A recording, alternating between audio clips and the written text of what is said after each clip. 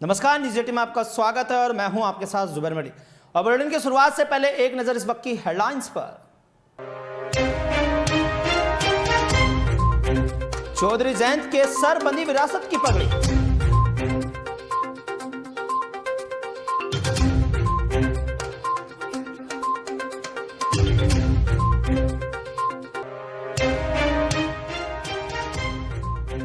योगी सरकार के 4.5 साल पूरे होने पर गिनाया अपने कामों को।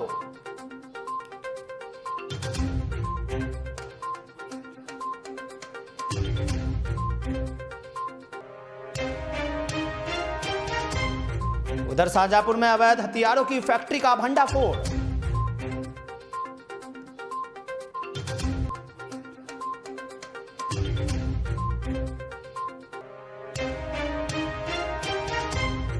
और मथुरा में पैसों से भरा थैला लेकर चोर हुआ फरार।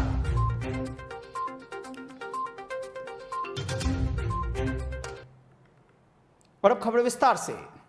आज स्वर्गीय अजीत सिंह की विशाल श्रद्धांजलि सभा का आयोजन छपरौली के विद्या मंदिर इंटर कॉलेज के मैदान में हुआ। इस अवसर पर जयंत चौधरी के सर पर अजीत सिंह की विरासत की पगड़ी बांधी गई, जिसके बाद अब वो चौधरी जयंत सिंह कहलाए जाएंगे। इस मौके पर जनता से अपने संबोधन के दौरान जयंत सिंह काफी भावुक नजर आए। सुनिए क्या कुछ कहा उन्होंने।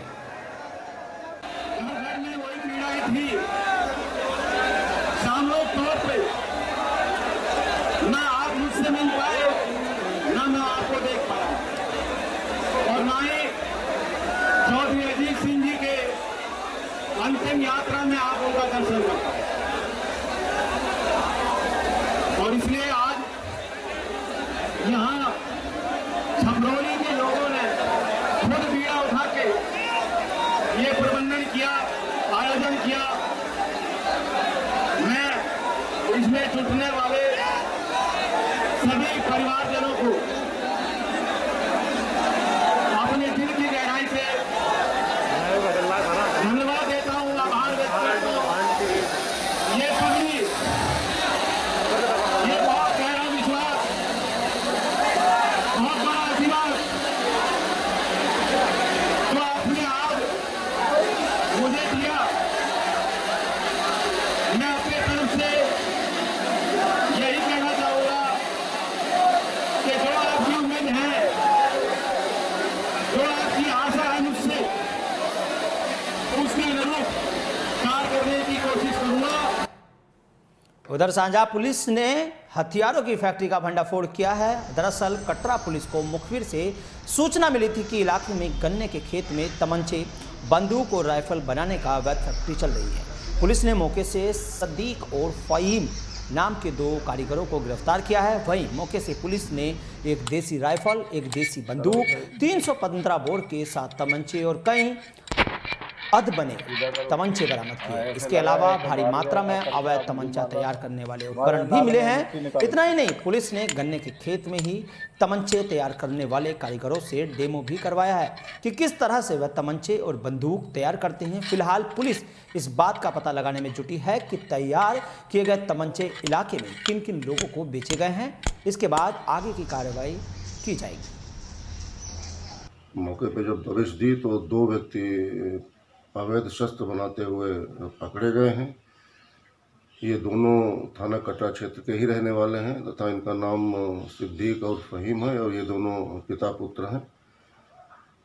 इनके पास से मौके से एक अदद राइफल 315 बोर, एक बंदूक 12 बोर, 3 तमंचे, 2 तमंचे अर्धनिर्मित, 2 नाल लोहा बड़ी, 10 अर्धनिर्मित नाल छोटी तथा शस्त्र बनाने का ढेर सारा सामान बरामद हुआ है। इसमें करीब 1 से 1,500 रुपये के बीच में लागत आती है तथा ये करीब 3,000 से 4,000 रुपये के बीच में इसको विक्रय कर दिया जाता है। अभियुक्तों से कड़ाई से पूछताछ की जा रही है, जिससे कि अभी तक इनके द्वारा बेचे गए असलहों के बारे में जानकारी की जा सके। इनका आपराधिक इतिहास भी रहा है। इनको नियमानुसार गिरफ्तार करते हुए धाराओं में अभियोग पंजीकृत करते हुए आज माननीय न्यायालय पेश किया जा रहा है। वहीं शाहजहांपुर से ज़्यादा जानकारी के लिए हमारे सहयोगी राजीव रंजन फोन लाइन पर जुड़ गए हैं। राजीव, क्या कुछ जानकारी है इस खबर को लेकर जो कि पुलिस ने 2 लोगों को गिरफ्तार किया है जो अवैध हथियार बनाते थे?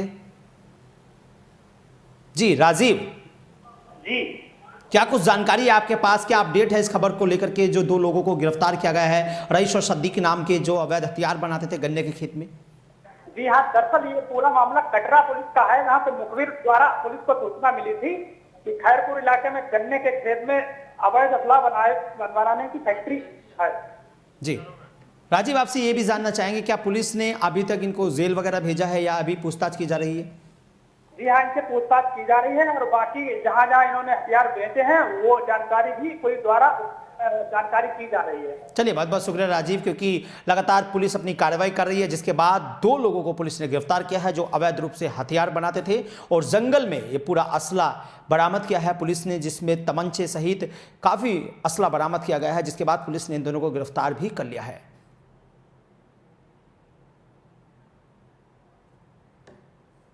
और मामला थाना कालागढ़ के कॉलोनी इलाके का है, जहां एक मुर्गी फार्म में अजगर घुस गया। अजगर ने मुर्गी को अपना निवाला बनाया और उससे निकल गया। वहीं मामले की सूचना मिलने पर वन विभाग की टीम मौके पर पहुंची और अजगर को पकड़ लिया। उसके बाद वन विभाग की टीम ने अजगर को ले जाकर घने जंगल में छोड़ दिया।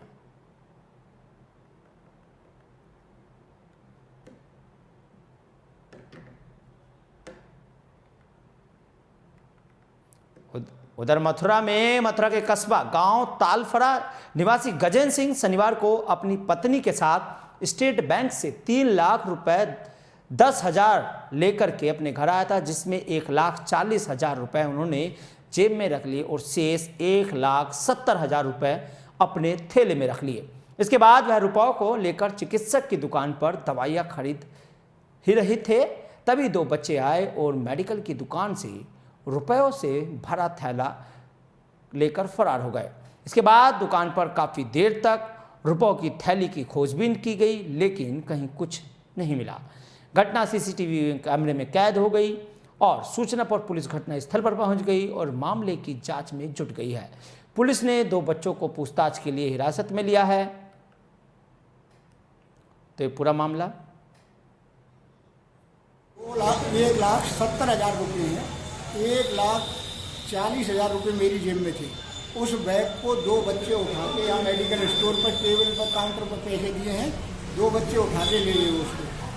और उसके बाद में मैंने यहाँ ढूंढा, फिर डॉक्टर साहब से कह के वीडियो कैमरा चलवाया। कैमरा के अंदर उन दोनों बच्चों की पहचान हो गई है। पुलिस वालों ने उनको अरेस्ट कर लिया है। अभी पुलिस मदद कर रही है, वो देख रहे हैं। दूसरा पूरा मामला मथुरा के तालफड़ा कस्बे का है, जहां गजेंद्र सिंह शनिवार को अपनी पत्नी के साथ स्टेट बैंक में गया था और 3,10,000 रुपए लेकर वो आ रहा था, जिसमें से 1,40,000 रुपए तो उसने अपनी जेब में रख लिए और शेष 1,70,000 रुपए उसने थैले में रख लिए। इसके बाद वह रुपयों को लेकर चिकित्सक की दुकान पर गया, जहां 2 बच्चे आए और उसने थैला वहां पर रख दिया। इस दौरान दोनों बच्चे उसका पैसे का थैला लेकर वहां से फरार हो गए। इसके बाद मामले की सूचना पुलिस को दी गई और सूचना पाकर मौके पर पहुंची पुलिस ने दोनों बच्चों को भी हिरासत में ले लिया है। वहीं इस खबर पर ज्यादा जानकारी के लिए हमारे सहयोगी पवन शर्मा जुड़ गए हैं फोन लाइन पर मथुरा से। पवन, क्या कुछ जानकारी है इस खबर को लेकर, क्योंकि जो ये पूरा मामला संज्ञान में आया है, जैसे कि लिखा गया कि 2 बच्चे एक थैला लेकर पैसों का फरार हो गए मेडिकल शॉप से, तो क्या कुछ मामला है ये? जी बिल्कुल, मैं आपको बता दूं जो पूरा मामला कस्बा सौंक का है, जहां एक जो बुजुर्ग था वो अपने देवते की दवाई दिलाने के लिए आया था और तभी उसको दवाई की दुकान पर बिठाकर बैंक में पैसे निकालना चला गया। वहां बैंक से पैसे निकालकर जब वो वापस आया तो वह चिकित्सक की दुकान पर पहुंचा और उसने अपना थैला वहां रख दिया। वही पीछे से बच्चा गैंग आता है और उस थैले को लेके फरार हो जाता है। तो जब उसको वहां वो बैग नहीं मिला तो उसने वहां तोड़ कर दिया, लेकिन जो बैंक के कर्मचारी थे उसने कहा था कि जो सीसीटीवी फुटेज है वो मुझको दिखा दीजिए, पर जो वहां के बैंक के जो कर्मचारी थे उन्होंने उसको सीसीटीवी फुटेज दिखाने से मना कर दिया। तो इसी को लेकर उसने पुलिस को सूचना दे दी। मौके पर पहुंची पुलिस ने 2 बच्चों को अपनी हिरासत में ले लिया है और आगे की कार्रवाई में जुट गई है। आपसे पवन ये भी जानना चाहेंगे, जिन बच्चों को हिरासत में लिया है लगभग उनकी उम्र कितनी होगी जिन्होंने जिस पर पुलिस का? बिल्कुल आपको बता दूं कि एक की उम्र 5 साल है और एक की उम्र 7 साल है। ये बच्चा गैंग काफी सक्रिय है कई वारदातों को अंजाम दे चुका है। चलिए, बहुत बहुत शुक्रिया पवन इस खबर पर जानकारी देने के लिए, क्योंकि 5 साल और 7 साल की महज उम्र में 2 बच्चे आते हैं एक दुकान पर और वो वहां से पैसों से भरा थैला लेकर फरार हो जाते हैं, जिसमें करीब 1,70,000 की रकम होती है। आइए बढ़ते अगली खबर की ओर। अगली खबर बिजनौर से है। बिजनौर में आज प्रभारी मंत्री कपिल देव अग्रवाल पहुंचे, जहां उन्होंने विकास भवन में विकास महोत्सव मनाया। योगी सरकार के 4.5 साल पूरे होने पर सरकार की जन कल्याण योजनाओं का जिक्र किया गया। साथ ही बिजनौर को 181 करोड़ रुपए की लागत से बनने रहे मेडिकल कॉलेज की सौगात दी। 4 वर्ष की उपलब्धियां खासतौर से उत्तर प्रदेश के लिए हम सब लोग यहाँ पर उपस्थित हैं और माननीय मुख्यमंत्री योगी आदित्यनाथ जी के निर्देशन में माननीय प्रधानमंत्री नरेंद्र मोदी के आशीर्वाद से उत्तर प्रदेश का सर्वांगीण विकास हुआ है। जो गुंडागर्दी का माहौल था उसको परिवर्तन, परसेप्शन बदला है, लोगों के सोचने का तरीका बदला है, विचार करने का तरीका बदला है, लोगों का रहन सहन बदला है और जो सुरक्षा का माहौल पूरे प्रदेश के अंदर था उसको बल्कि सुरक्षित, विश्वास वाला, कानून का राज, ऐसा माहौल उत्तर प्रदेश के अंदर देने का काम माननीय मुख्यमंत्री जी ने किया है। पूरे प्रदेश के अंदर सड़कों का स्ट्रक्चर इतना शानदार, highways, state highways, national highways, उन सबका पूरा जाल आज पूरे प्रदेश के अंदर बिछा है। बिजनौर जनपद के अंदर भी लगभग 2000 करोड़ की सड़कें वो लगातार या तो बन रही हैं, बनने वाली हैं, उनका प्रस्ताव हुआ है। जानकारी के लिए बिजनौर से हमारे सहयोगी महेंद्र जुड़ गए हैं। महेंद्र, क्या कुछ जानकारी है जो कि आज प्रभारी मंत्री कपिल देव अग्रवाल पहुंचे थे बिजनौर, जहां उन्होंने विकास महोत्सव में भी शिरकत की थी? जी महेंद्र, क्या कुछ अपडेट है के पास इस खबर को लेकर? आज प्रभारी मंत्री कपिल देव अग्रवाल भी बिजनौर पहुंचे थे विकास भवन। जी बिल्कुल, मैं बता दूं आपको 4.5 साल पूरे हो गए हैं सरकार को, उसी के लिए आज प्रभारी मंत्री हैं बिजनौर कपिल देव वो बिजनौर पहुंचे थे और उन्होंने पूरा जो 4.5 साल का लेखा जोखा है सरकार का वो गिनाया है और उन्होंने बताया कि गुंडे मवाली इस समय एकदम पस्त हैं और जो है महिलाएं जो है उनके हौसले मस्त हैं। मैं आपको बता दूं कि 21 तारीख को यहाँ पर एक मुख्यमंत्री का दौरा भी होना है, उसी के लिए यहाँ पर आए थे। उसका जो जहाँ पर दौरा होना सोसाइटी में, वहाँ का उन्होंने भ्रमण किया है और सरकार के जो 5 साल 4.5 साल के काम है उनको भी गिनाया। उन्होंने कहा कि हमारी सरकार ने शिक्षा के लिए, स्वास्थ्य के लिए सभी सुविधाएं जो है मुहैया कराई हैं और सरकार जो है इस तरह निरंतर प्रयास करती रहेगी और कार्य करती रहेगी जनता के लिए। जी, आपसे ये भी जानना चाहेंगे, जैसे कि चुनाव नजदीक है और चुनावी माहौल गर्म है यूपी की, पश्चिमी यूपी की अगर बात करें तो सियासत इस टाइम गरमाई हुई है, क्योंकि एक तरफ किसान आंदोलन और दूसरी तरफ अब सरकार की ओर से तरह तरह की चीजें लाना सामने और योजनाएं लाना, तो क्या फैक्टर हो सकता है 2022 चुनाव में इस बार? जी बिल्कुल, मैं आपको बता दूं इस समय जो है चुनावी बिगुल लगभग बज ही चुका है और सभी जो है सरकार जो राजनीतिक पार्टियां उन्होंने कमर कस ली है और वो इसी तरह तरह के लुभावने वादे लेकर अपने कार्य लेकर जो है जनता के बीच जा रहे हैं। लेकिन जो प्रभारी मंत्री हैं कपिल देव, उन्होंने एक बार भी कहीं किसान के किसी भी काम का जिक्र नहीं किया है। 4.5 साल में जो गन्ना बेल्ट है पश्चिम उत्तर प्रदेश की, उसमें 1 रुपया भी गन्ने का नहीं बढ़ाया गया है और किसान जो है इस समय काफी नाराज है जिसको लेकर ये सरकार वादे तो करते हैं लेकिन काम आज तक किसान के लिए एक भी नहीं हुआ है यहाँ। चलिए, बहुत बहुत शुक्रिया इस खबर पर जानकारी देने के लिए, क्योंकि योगी सरकार के 4.5 साल पूरे होने पर सरकार की जन कल्याण योजनाओं का जिक्र भी आज किया गया है। साथ ही बिजनौर के 181 करोड़ रुपए की लागत से बन रहे मेडिकल कॉलेज की सौगात भी दी गई। और उधर उत्तर प्रदेश के SC/ST आयोग की सदस्य साध्वी गीता ने आज बयान देते हुए कहा है कि राहुल गांधी बेअकल हैं और उनके पूर्वज पहले से ही दलाली के दलदल में फंसे हुए हैं। वह खुद दलाल हैं, उनसे और क्या उम्मीद की जा सकती है। वहीं उन्होंने अखिलेश यादव पर भी प्रहार करते हुए कहा है कि वह यूपी का सपना देखना छोड़ दें, उनकी छवि खराब हो चुकी है, वह अपनी भाषा शैली सुधारें। उन्होंने मुसलमानों को भी लेकर बयान देते हुए कहा कि अगर सरकार की योजना का सबसे अधिक लाभ कोई ले रहा है तो वह सिर्फ मुसलमान है।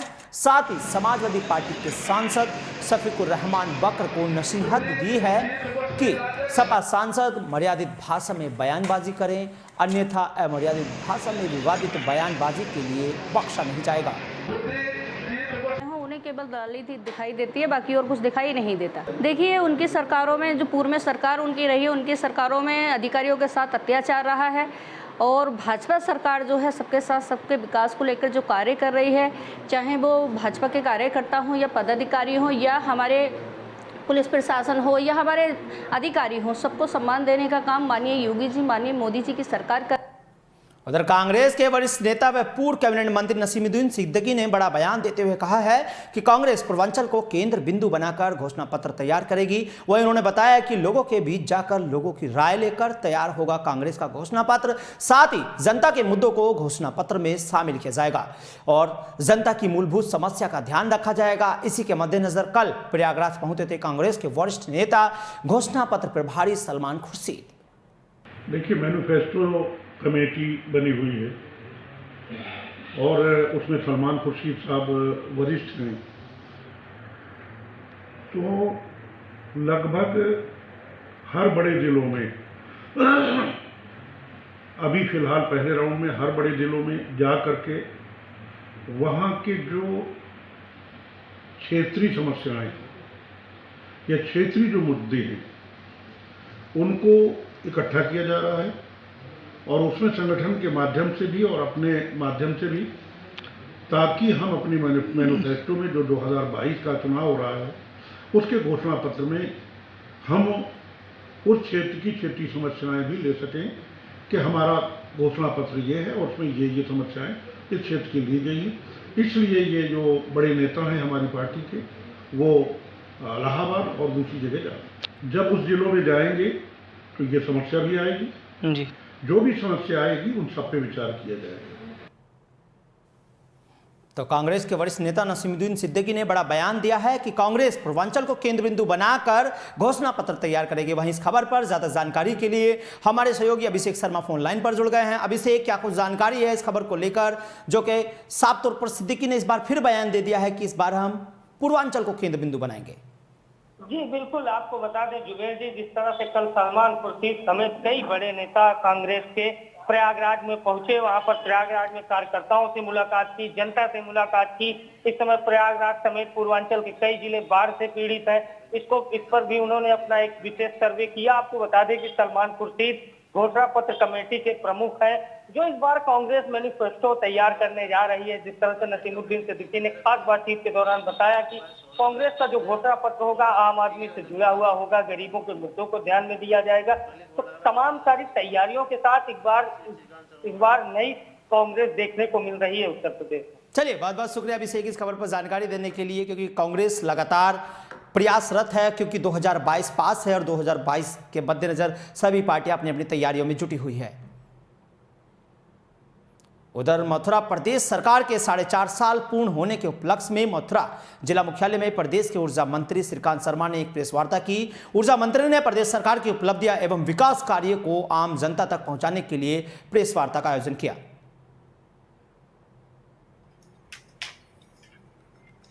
माफियाओं को संरक्षण दिया जाता था, जो करते थे गलत काम करते थे, सरकार उनको संरक्षण देती थी।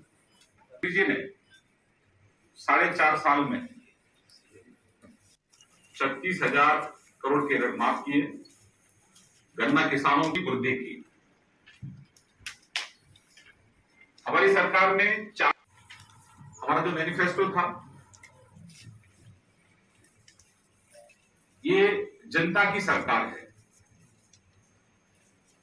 ये उत्तर प्रदेश के जन जन की सरकार है, या बिना भेदभाव के सरकार जो।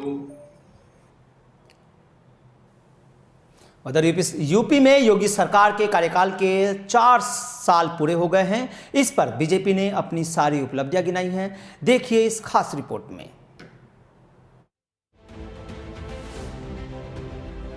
19 मार्च 2017 को विकास का सपना सजाते हुए एक सन्यासी ने सत्ता संभाली थी, जो हर वक्त जनता व अपनी जिम्मेदारियों के लिए मौजूद रहा। इसकी शुरुआत हुए 4.5 साल बीत चुके हैं। विकास की राह पर अग्रसर यूपी तरक्की करता हुआ खुशहाली के रास्ते पर आगे बढ़ता गया। प्रदेश के अंदर सुशासन की क्या स्थिति थी? मुख्यमंत्री बनते थे, अपने स्वयं के आवास बनाने के लिए उनमें होड़ लगती थी, सरकारी बंगले गिराए जाते थे, स्वयं के मकान बनाने के लिए और अपने लिए हवेली, बड़ी बड़ी हवेली बनाने के लिए उनमें एक प्रतिस्पर्धा चलती थी। लेकिन ये 4.5 वर्ष प्रदेश के अंदर सुशासन को समर्पित थे, लोक कल्याण संकल्प पत्र के अनुसार सुशासन को समर्पित थे। और हम लोगों ने अपने आवास नहीं, बल्कि हम लोगों ने प्रदेश के 42 लाख गरीबों के आवास बनाए हैं। 42 लाख गरीबों को एक एक आवास उत्तर प्रदेश के अंदर उपलब्ध करवाया गया। पिछले इन 4.5 सालों में सड़कों की भी किस्मत बदल गई है, क्योंकि करीब 3,49,274 किलोमीटर सड़कों को गड्ढा मुक्त किया गया, 15,286 किलोमीटर लंबी नई सड़कें बनाई गई और करीब 925 छोटे बड़े पुलों का निर्माण किया गया और 24 लॉन्ग ब्रिज व 54 नए फ्लाईओवर बनाए गए। 1,38,00,000 गरीबों को विद्युत के निःशुल्क कनेक्शन उपलब्ध कराए गए। 1,56,00,000 से अधिक गरीबों को उज्ज्वला योजना में रसोई गैस के निःशुल्क कनेक्शन उपलब्ध हुए। 6 करोड़ से अधिक लोगों को आयुष्मान भारत के अंतर्गत 5 लाख रुपए की सुरक्षा बीमा का कवर दिया गया। 3 करोड़ प्रवासी और निवासी श्रमिकों को 2 लाख रुपए की सामाजिक सुरक्षा की गारंटी दी गई। 2,53,00,000 किसानों को प्रधानमंत्री किसान सम्मान निधि से जोड़ा गया। 15 करोड़ प्रदेश के नागरिकों को कोरोना के पहले और दूसरे वेव में, पहले वेव में 8 महीने अप्रैल 2020 से लेकर के नवंबर 2020 तक और दूसरे वेव में मई 2021 से और ये निरंतर नवंबर 2021 तक मिलेगा। 15 करोड़ लोगों को निःशुल्क राशन की सुविधा का लाभ प्रदेश की सरकार, भारत सरकार के सहयोग से उपलब्ध करवाने का कार्य की है या कर रही है। सरकार की उपलब्धियों पर नजर डालें तो अपराधियों पर ताबड़तोड़ कार्रवाई की गई और करीब 1800 करोड़ की सरकारी संपत्ति जब्त की गई। चाहे प्रयागराज में भव्य कुंभ मेला हो या कोई अन्य मेला, हर एक चीज को सरकार ने अपने कामों को बखूबी निभाया है। हालांकि अब ये 2022 में ही पता चलेगा कि आखिर सरकार जनता की बातों पर कितनी खरी उतरी है। Bureau desk, news 18 Shamli.